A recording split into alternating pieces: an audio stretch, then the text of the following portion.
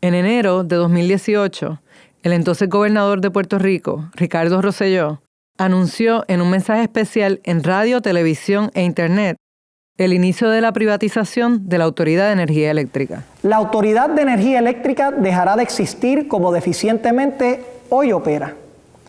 Durante los próximos días comenzará el proceso donde se venderán activos de la AEE a empresas que transformarán el sistema de generación a uno moderno, eficiente y menos costoso para el pueblo. Meses después, en octubre de 2018... Bueno, y precisamente el gobernador anunció ayer la erradicación de una medida legislativa que pretende alcanzar en el año 2050 el 100% de uso de energía renovable en Puerto Rico como parte de la política pública energética en el país. En 2019 se promulgó la Ley de Política Pública Energética de Puerto Rico, la Ley 17, que dice que para llegar a esa meta del 100% en 2050, primero hay que conseguir que en 2025 el 40% de la demanda de electricidad provenga de fuentes renovables.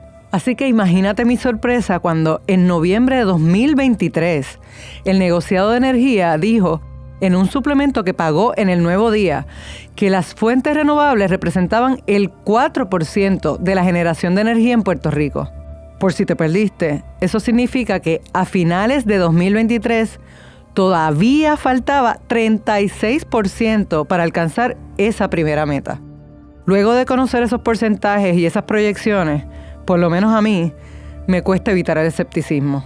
Porque esa idea de que la privatización aceleraría la modernidad y eficiencia de nuestro sistema choca con lo que uno siente cuando se encuentra que la compañía privada a cargo de los componentes de transmisión y distribución de nuestra red protagoniza partes noticiosos como este. Y hoy también es noticia que un informe del consorcio Luma Energy reveló un aumento de 2.8% en la cantidad de apagones reportados en los pasados 12 meses en Puerto Rico. Según ese reporte, los clientes de Luma Energy experimentaron en promedio 27 minutos sin el servicio de energía eléctrica a la semana, con un aproximado de 8 interrupciones anuales por cliente. Media hora a la semana sin luz.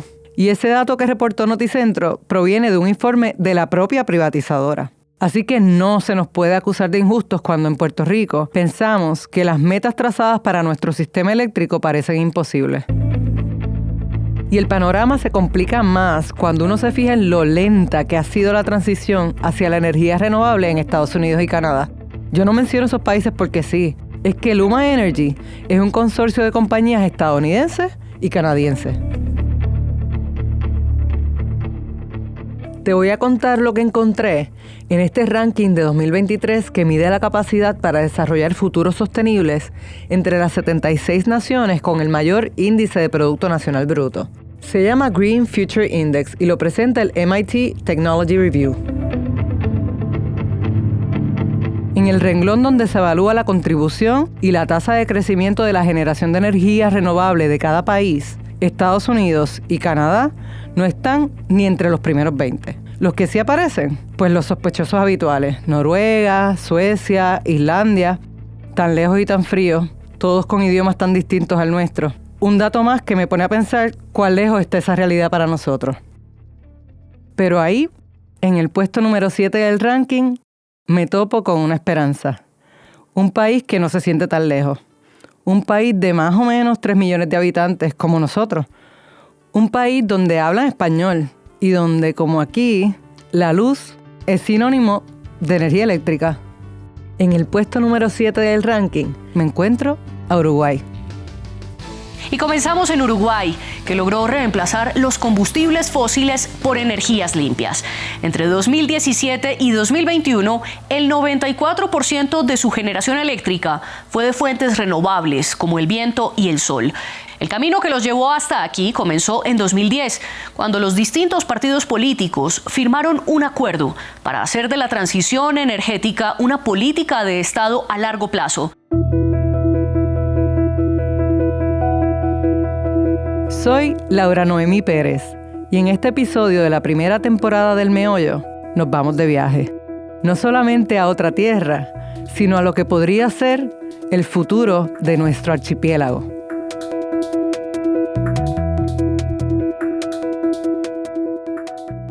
Seguimos adelante en Telebuen Día. Siempre muy grato recibir el valioso aporte del doctor Ramón Méndez Galain, es el director nacional de energía. Ramón, buen día, ¿cómo anda? Buen día, un gusto estar aquí de nuevo. Bueno, igualmente para nosotros. Luego de esta... El físico uruguayo Ramón Méndez Galain pertenece al selecto club de funcionarios que consiguieron cumplir las metas que se trazaron cuando llegaron al servicio público. Mira, me siento feliz, me siento orgulloso y me siento sobre todo muy agradecido de que mi país me haya dado esa oportunidad. Ramón me dijo esto en una videollamada desde su casa en Uruguay y recordó que esa oportunidad de trabajar por su país le llegó por sorpresa, con una llamada telefónica en 2008. Ese año, el presidente de su país, Tabaré Vázquez, lo sacó de la academia, donde era físico teórico, y lo convirtió en director nacional de energía. Le pidió que pusiera en práctica un plan que había ideado desde el salón de clases: eliminar la dependencia de los combustibles fósiles y generar electricidad solo con energías renovables.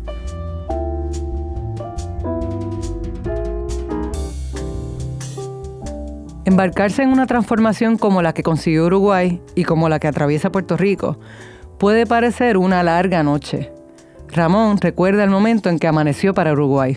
Amaneció, creo que debe haber sido un día de mayo, me parece, del año 2011. Me acuerdo, yo estaba en un encuentro de CEPAL en Santiago de Chile, y ese día fue la apertura de la licitación de la compra de energía eólica. Luego de 3 pasos, de una curva de aprendizaje que tenido 3 pasos, dijimos, estamos prontos, ahora sí, tenemos un sistema de licitación que funciona, los mecanismos, los documentos funcionan, el mercado nos ha respondido bien, hay subiendo de interés, vamos a hacer una licitación por una cantidad importante de megavatios eólicos instalados. Ese día fue el día que se abrió la licitación. Por cada megavatio que pensamos teníamos 8 megavatios ofrecidos, teníamos 12 empresas que se presentaron a la licitación, y los precios estaban por debajo de lo que nosotros estimábamos. Ese día fue el que yo dije, ya está, ahora sí, ya está. O sea, hay interés y hay muy buenos precios. Esto no tiene cómo salir mal. 4 años después estaba totalmente transformado el sistema.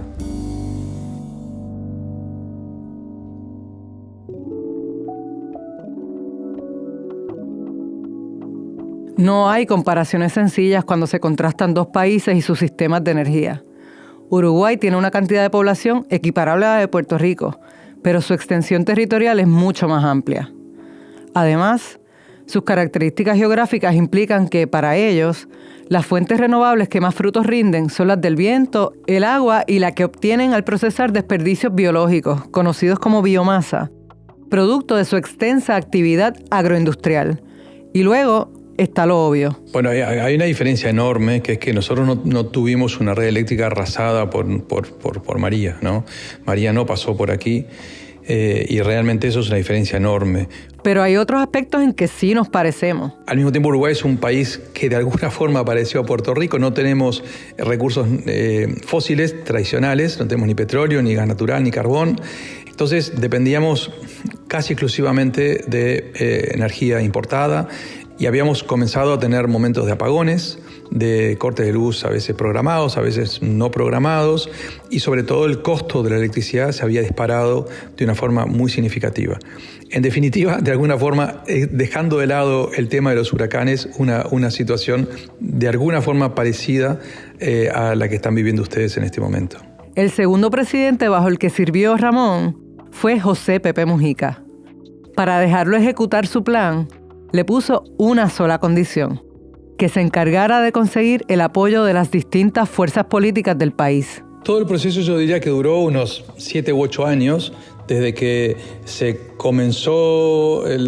se definió la política energética, luego se acordó entre todos los partidos, no fue una cuestión que surgió de un acuerdo, sino que se inició con un gobierno, y en la transición entre un gobierno y el siguiente fue que se construyó ese acuerdo que validó de alguna forma lo que se venía haciendo, y luego unos 5 años tal vez entre que culminaron las curvas de aprendizajes y se hizo la transformación en sí, las inversiones importantes. Y aunque lograr esa coalición era un primer gran reto, lo que le seguía no era más sencillo. Entonces, bueno, el camino era claro, teníamos que apostar a nuestras energías renovables. Y el gran desafío fue doble, porque, bueno, hasta ese momento no había ningún país del mundo que hubiera llegado, como terminamos llegando nosotros, a 98% de fuentes renovables en nuestra matriz eléctrica. El desafío era, bueno, por un lado, ¿Funciona eso? ¿Cómo se hace para...? ¿Es posible? Nos decían, no, se precisan centrales térmicas, sin las centrales a carbón, sin centrales a gas natural, eso no puede funcionar. Entonces, ese fue el primer desafío, mostrar que técnicamente funciona, y funciona bien, funciona mejor incluso que el sistema que teníamos antes. Y segundo, mostrar que podía ser más barato, es decir, que con eso no solamente íbamos a tener energía abundante, sino que la vamos a tener más barata que la que teníamos, íbamos a abaratar las tarifas. Hubo varias claves que garantizaron el éxito de la encomienda que recibió Ramón. Una de ellas es que como científico al fin, él planificó, modeló, puso a prueba los modelos y reconfirmó los cálculos antes de tirarse al mundo real. Tuvimos que modelarlo, era naturalmente algo muy arriesgado. Aparte, el operador del sistema insistentemente nos decía que eso no podía funcionar, organismos internacionales planteaban una cantidad de dudas.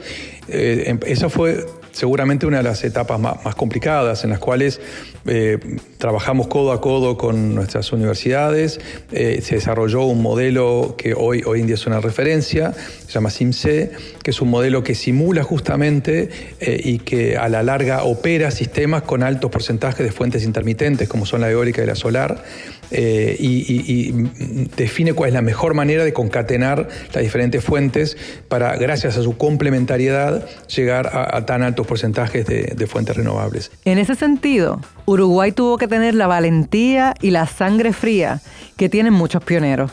La audacia de quien se lanza a hacer algo que nadie más ha hecho. Creo que lo más audaz que hicimos fue plantearnos el modelo que nos quisimos plantear. O sea, lo más audaz fue decir, a ver, lo mejor para nuestro país es dejar de depender de los combustibles fósiles importados y pasar a depender de nuestros recursos naturales. Y lo vamos a poder hacer, a pesar de que el mundo no lo ha hecho, y lo vamos a poder hacer más barato que lo que tenemos. Eso ya es solamente de plantearlo, ya me parece una locura. Porque hoy parece mucho más fácil, y hoy es mucho más fácil, porque además hoy las energías renovables son mucho más baratas. Hoy sabemos que generan una cantidad de puestos de trabajo, o sea, hoy sabemos que las energías renovables no son solamente una solución para el problema global del cambio climático, son la mejor solución a nivel nacional, para cualquier país, incluso para una economía grande, incluso para los Estados Unidos, es la mejor solución. Porque justamente nos independiza de todas esas fluctuaciones locas que tiene el sector energético, nos genera millones de puestos de trabajo, nos abarata costos. Entonces, pero en ese momento era una locura. Y todavía ahora, el otro día me encontré con un compañero del gabinete del gobierno de aquella época, cuando yo salía en la televisión diciendo, en el año 2015 vamos a tener más de la mitad de nuestras fuentes de generación renovable, y me decía que hablaban con colegas ministros y decían, ¿cómo vamos a hacer en el 2015 para salir a decir, para explicar que las locuras que decía Ramón hace 8 años antes eran disparate? ¿Cómo vamos a salir a explicar esto? ¿Qué dolor de cabeza que vamos a tener en el año 2015?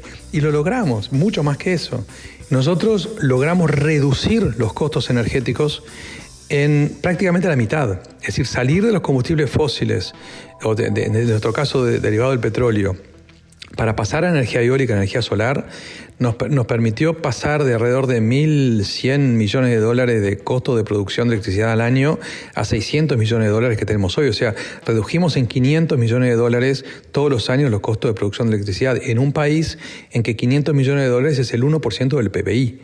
O sea, es un impacto en la economía muy importante que, bueno, fue fruto, en definitiva, de lo que decíamos. O sea, hoy en día las energías renovables son más baratas y hay evidencia en todo el mundo. Además de estas reducciones, Uruguay tenía que conseguir el dinero para la transición. Para esto, invitó a las empresas privadas a participar, ofreciéndoles un modelo que les convenía. Así fue que funcionó. Trabajó unos acuerdos de compra que establecen que la empresa privada que construye una planta generadora pone el dinero adelante y el gobierno se compromete a comprarle energía a un precio fijo por un número de años. Estos acuerdos de compra existen en Puerto Rico, pero no han acelerado una transición como ocurrió en Uruguay.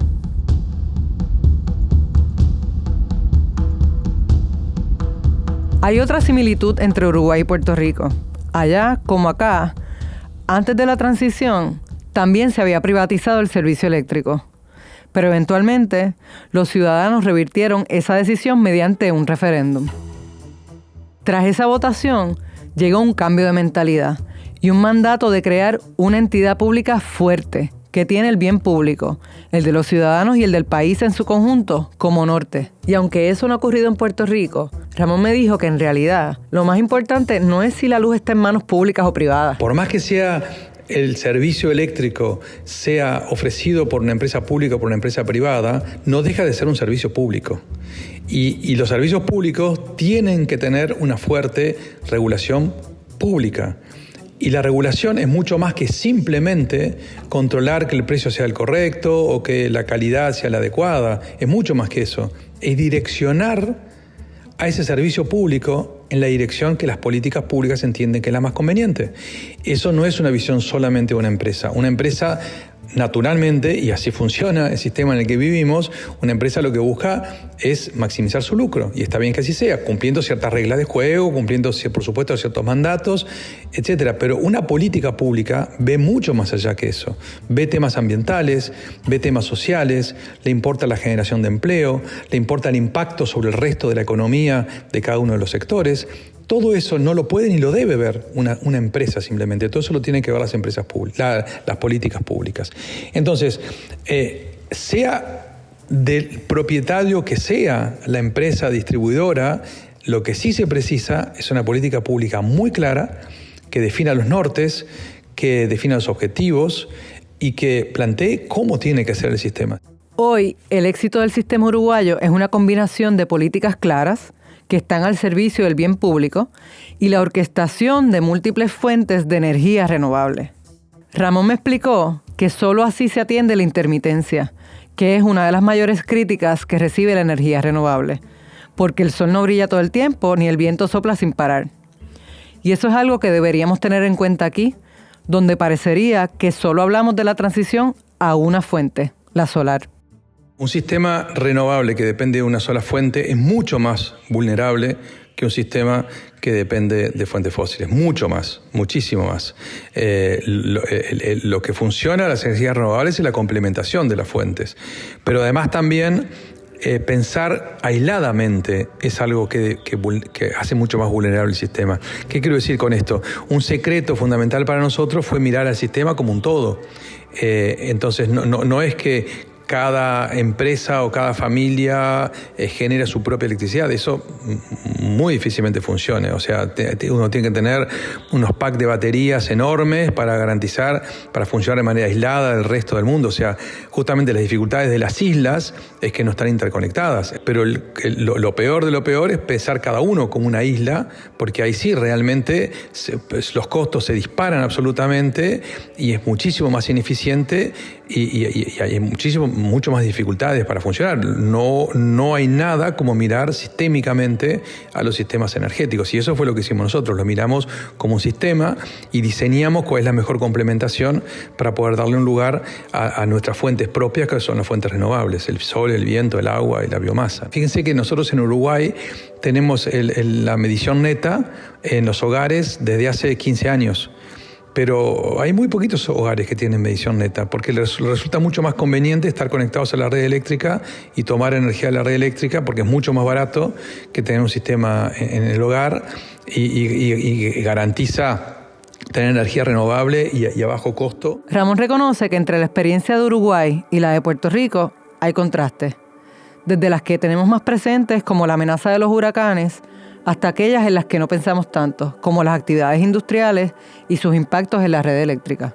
Pero a la vez, la experiencia que tuvo como secretario de Energía y la que tiene ahora como director de la Fundación IBI, una entidad que asesora a países para lograr sus metas energéticas, le ha llevado a concluir que nuestro archipiélago está en una posición en cierta forma envidiable, porque puede rehacer su red eléctrica casi desde cero. Eso gracias, irónicamente, a que luego de los desastres tenemos $15,000 millones en fondos federales para reparar y reconstruir nuestra red eléctrica.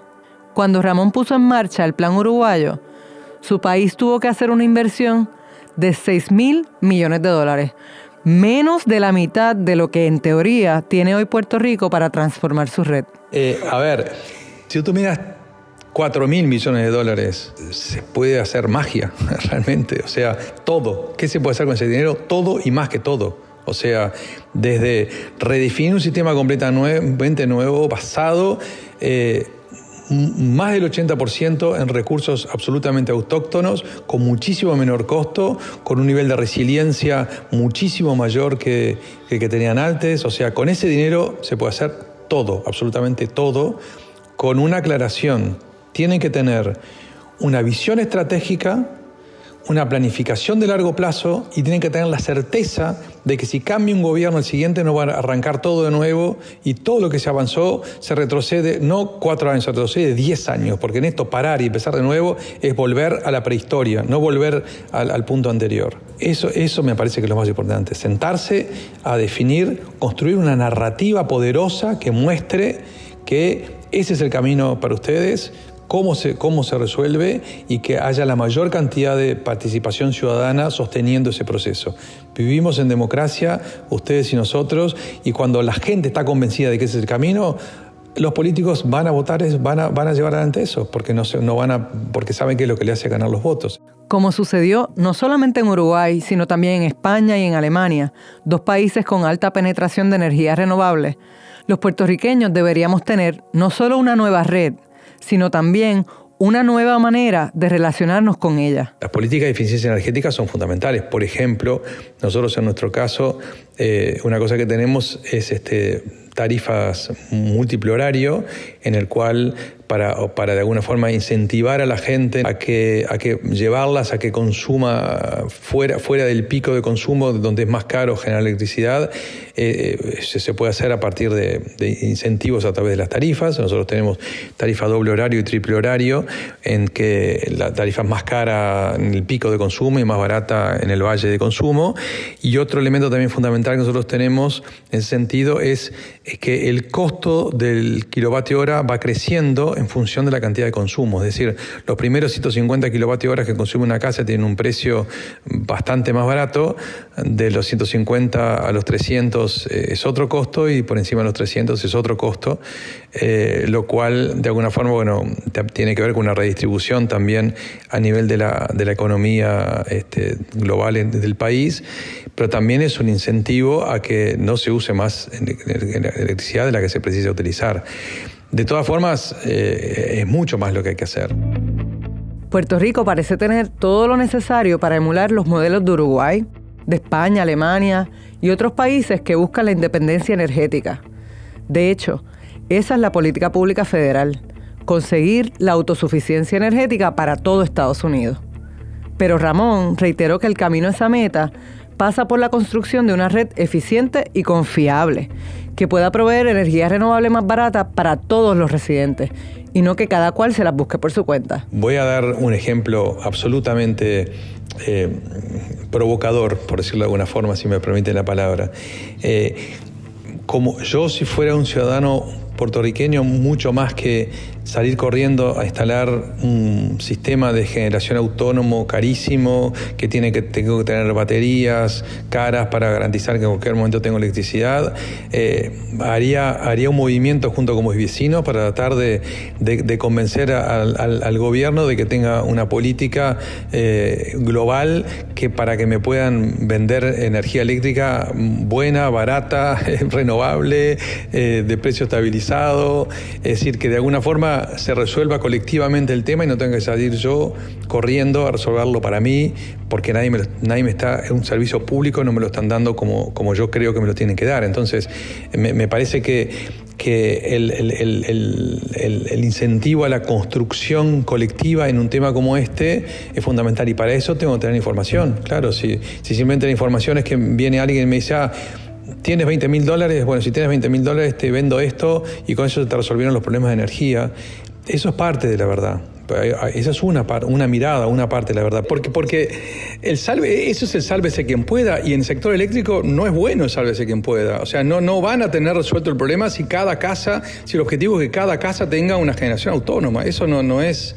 Pero cuanto más yo pueda entender que hay soluciones mucho mejores y que yo puedo ser parte de esas soluciones mejores, seguramente cuanto más seamos en esa dirección, más chance tenemos que esas soluciones mejores lleguen lo antes posible. Entonces, lo que quiero dejar de alguna forma como mensaje es que no hay nada más eficiente que poder tener una buena política nacional con una buena empresa distribuidora, una buena utility que realmente genere el sistema más complementario posible y lo más basado posible en fuentes autóctonas, porque es lo que independiza de las fluctuaciones de las importaciones y lo que de alguna forma genera mucho más fortaleza al sistema nacional. Entender esto que nos dice Ramón es esencial, porque tener una buena política pública sobre transición a energías renovables es clave y nosotros ya la tenemos. Pero en nuestro archipiélago hay actores con nombres e ideas que suenan noveles, pero que realmente siguen usando combustibles que no producimos, de precios volátiles y que son muy lucrativos para ellos.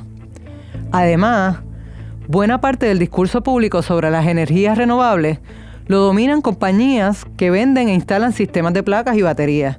Si te fijas, toda su publicidad se centra en que resuelvas tú para ti. Y esa realmente no es una solución, es un resuelve. Como dice Ramón, eso no es.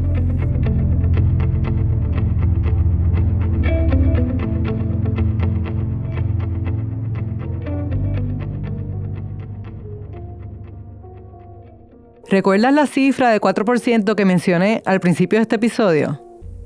No, ¿verdad? Pues te refresco la memoria.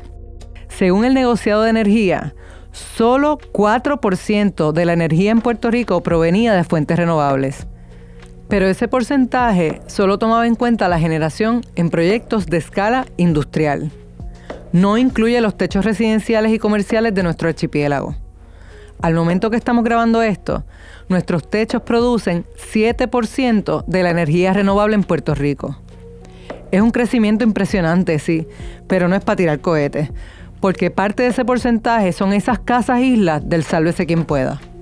Lo bueno es que ya existen entidades y grupos aquí que están pensando esto mejor y que comparten esa preocupación con Ramón, como los profesores en el Colegio de Mayagüez o las organizaciones comunitarias que componen Queremos Sol, por mencionar algunos. Su reclamo es que los fondos federales asignados para reconstruir el sistema eléctrico del país se utilicen para transformarlo en una red que complemente lo más posible tanto las fuentes de energía como la tecnología, con paneles solares, baterías, microredes y proyectos de energía renovable a gran escala, que logre una solución colectiva y no individual. Esas propuestas nos acercan más a Uruguay y eso, al menos a mí, me llena de esperanza.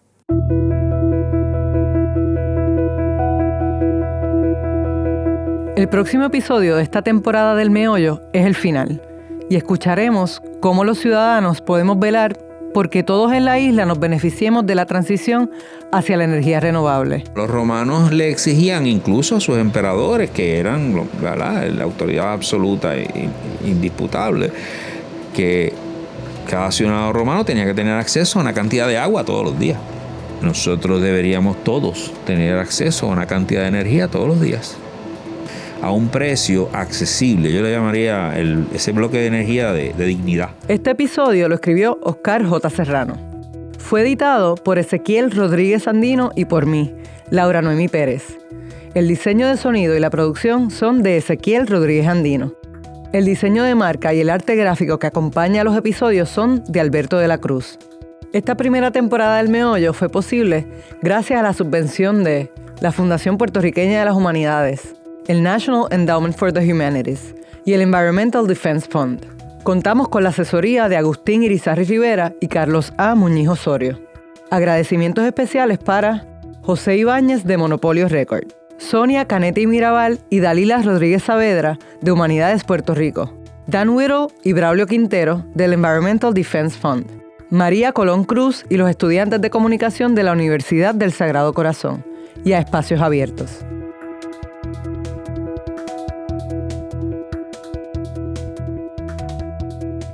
Visita el portal elmeollo.org para consultar materiales relacionados con este episodio y obtener más información sobre la energía en Puerto Rico.